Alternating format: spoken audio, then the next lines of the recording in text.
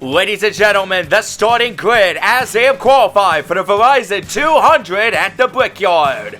On the pole and the first out of a record-tying 7 nationalities in this field, it's the 99 of Dandy Daniel Suarez, and Tyler Chronicles of Reddick, last year's winner, looks for a second road course victory this season. Row 2, the Napa Maniac Chase Elliott is currently in a must-win situation as he sits 22nd in the standings, and just outside the bubble is Michael McDowell, who was fastest in yesterday's practice. Both Kyles are in Row 3. Rowdy Kyle Busch is with the same team that won last year, and Young Money Kyle Larson is reaching the end of a very busy racing-related weekend. Row 4, the Panhandle prospect Christopher Bell led 17 laps last year before blowing a tire, and the man of the hour, Shane Van Gisbergen, is looking to make it 2 for 2 after his dominating performance on the Chicago streets. Word is that Trackhouse might sign him full-time next year. In Row 5, 9th on the grid but 20th in points, it's Alex the Greatest Bowman, and the Monster Machine of Turbo Ty Gibbs sits 3 points ahead of 17th. Back in Row 6, you'll find current Supercars point leader Brody Kostecki making his Cup debut. He performed well in qualifying but pushed too hard trying to go for a better time and rolls out the backup. The New Jersey Fury Martin Truex Jr. starts alongside. Row 7, hometown hero Trojan Chase Briscoe is the top Stewart Haas entry in the field, and car number 7 of Golden Boy Corey LaJoy. In Row 8, you'll find another Hoosier native in the Comet, Justin Haley, second on the streets of Chicago, and Ryan Inside Blaney was the runner-up 2 years ago. Over to Row 9, it's the Prosper Punisher Chris Buescher on a roll with RFK's first instance of repeat victories in 13 years, and Slice Spread himself, Joey Logano, 6th last year. The 10th row belongs to Hubba Bubba Wallace, still holding on to 15th in the playoff standings, and rounding out the top 20 is Austin Cindric the Entertainer, last year's runner-up. Row 11, Melonhead Ross Chastain would have finished in that spot had it not been for a penalty, and Brad the Big Keselowski could clinch a spot in the playoffs with 54 more points and a repeat or open winner. Row 12, out from the shadows and into the gravel during practice, it's Todd Gilliland, a surprising 4th in last year's race, and handsome Harrison Burton finished ahead of him in 3rd. Row 13, a punt by Chase Briscoe cost Denny Hamlin